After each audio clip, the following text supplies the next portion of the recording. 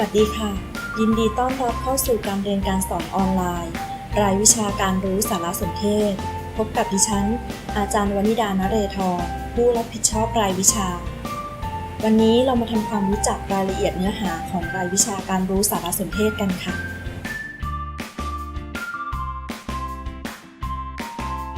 การรู้สารสนเทศเป็นทักษะชีวิตที่จำเป็นในสังคมแห่งการเรียนรู้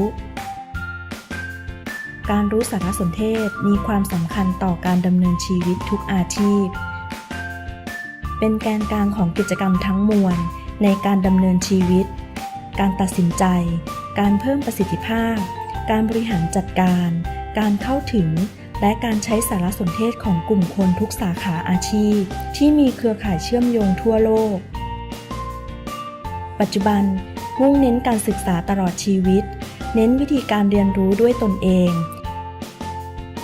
การแสวงหาความรู้จากแหล่งวิทยาการต่างๆบนเครือข่ายเทคโนโลยีสารสนเทศรายวิชานี้ผู้เรียนเป็นผู้รู้เท่าทันสื่อในสังคมดิจิทัล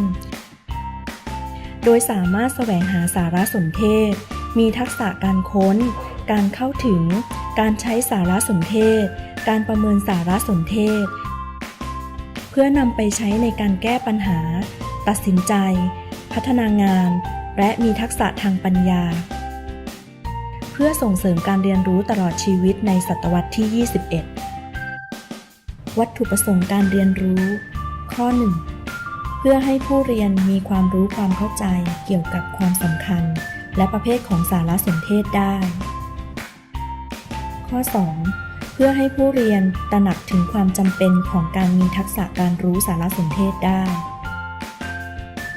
ข้อ 3 เพื่อให้ผู้เรียนสามารถระบุความต้องการและการแสวงหาสารสนเทศได้ข้อ 4 เพื่อให้ผู้เรียนมีทักษะการค้นสารสนเทศการเข้าถึงและการใช้สารสนเทศด้วยเทคโนโลยีได้